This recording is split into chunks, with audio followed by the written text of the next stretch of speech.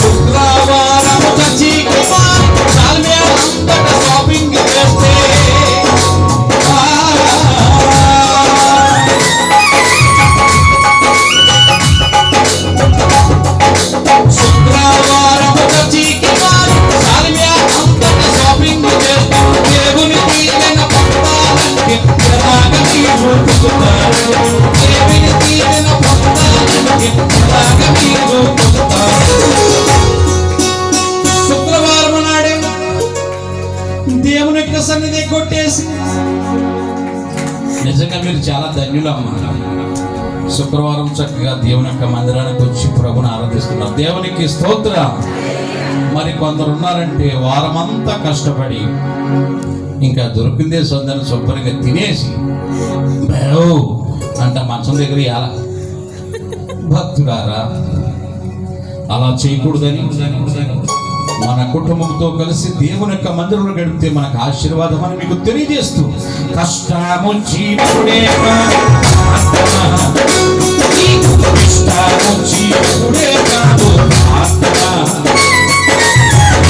వచ్చినప్పుడే కాదు సంతోషం వచ్చినప్పుడే కాదు